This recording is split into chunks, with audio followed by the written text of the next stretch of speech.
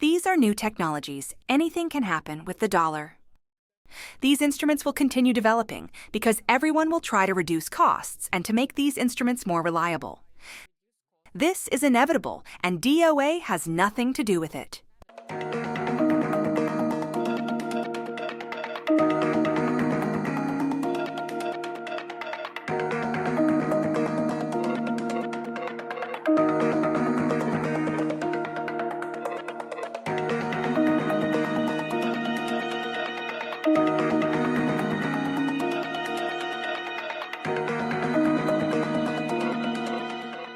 Follow-up.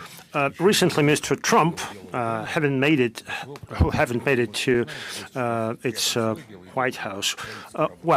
You may not know that we have our own White House where we make good decisions, whereas the White House in Washington is a place where some different decisions are made. Now, he said that if BRICS members do not use the dollar, he would introduce 100% duties against all these countries. So this is the first threat against states, the first threat of this kind.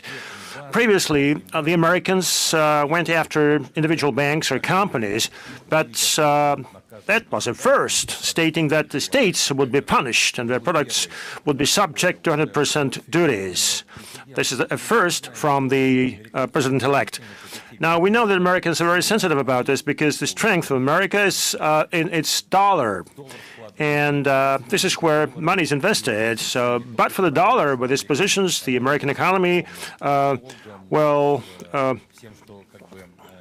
go under with its huge debt. And we know the dollars create huge revenues for banks. Now, how do you assess this step of the president-elect? Whether this would undermine the trust in the U.S., in their economy, in their financial system, whether this would make BRICS countries and other countries to flee from dollar even faster, or in trying to create some new formats and new approaches.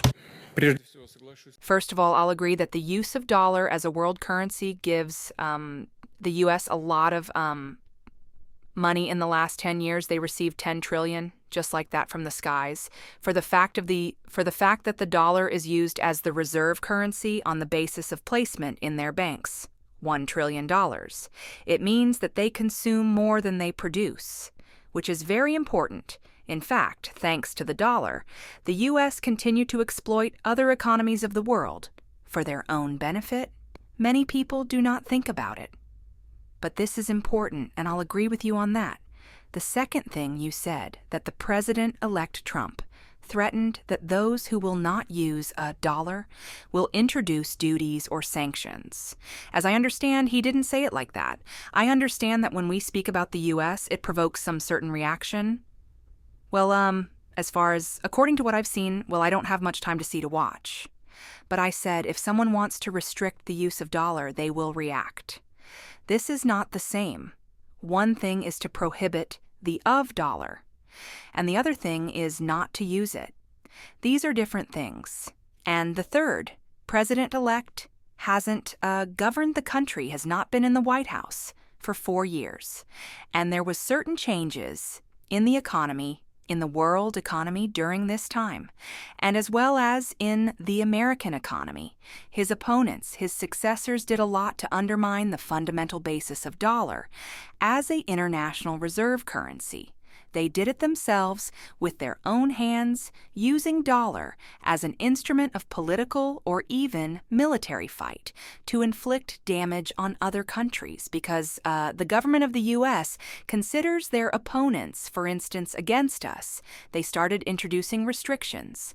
The share of the U.S. in the world economy is reducing, and it means that the influence of dollar on world economic processes is also reducing. That is why, quite naturally, we see processes with the use of other instruments. For instance, Bitcoin, who can prohibit the use of it. No one, or the use of other electronic ways of settlements, no one can ban the use of them. Because these are new technologies, anything can happen. With dollar, these instruments will continue developing because everyone will try to reduce costs and to make these instruments more reliable. This is inevitable, and DOA has nothing to do with it. But if we see that the use of dollar is reduced by If they do it themselves, they will undermine their basis of their own economic dominance. This is obvious, and I absolutely agree with you on that. We never refused to use dollar. We were denied the use of it. As we say, that we fight for something, and then this result in problems, and now we have to think what to do next. This comes from the fact that they are too confident of themselves, and this is unacceptable. We need to understand the processes that are happening in the world.